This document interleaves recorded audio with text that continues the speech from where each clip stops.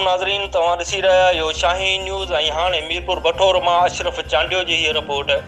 मीरपुरठोर में एरीगेशन क़ानूनी ॾेथा महला महेशूरी महला ऐं आसपास जे घरनि मां बरसाती पाणी निकाल न करण ख़िलाफ़ अवामी तहरीक ऐं नौजवान तहत ऐं रहवासियुनि पारां प्रेस क्लब भठोरो अॻियां धणी बख़्श परियाड़, आमिर मेमन, दरिया खान ज़हूर, रिज़वान मेमन, सागर परियाड़ ऐं ॿियनि जी अॻुवाणी में एहतिजाज कयो वियो।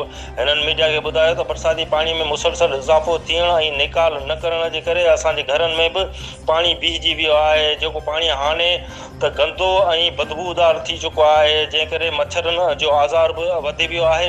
मलेरिया ऐं ॿियूं बीमारियूं पखिड़िजी रहियूं आहिनि। असांजा मासूम ॿार बीमार थी पिया आहिनि, पर मोहशा जो यूसी चेयरमैन ऐं ॿी इंतिज़ामिया बरसाती पाणी निकाल करण लाइ तयारु न आहे। अफ़सोस जो मुख़्तियारकार ऐं एसी बि इन सूरत हाल जो नोटिस वठण लाइ तयारु कोन्हे। वधीक तहलके ऐं ज़िले इंतिज़ामिया खां जल्द पाणी कढण जो मुतालबो कंदे चयो त जेकॾहिं 2 ॾींहंनि में एरीगेशन कॉलोनी मां पाणी कढण जो बंदोबस्तु न कयो वियो त 12 मरमुल हराम ते मुख़्तियारकार ऑफिस मीरपुरठठोर अॻियां धरणो हणंदासीं।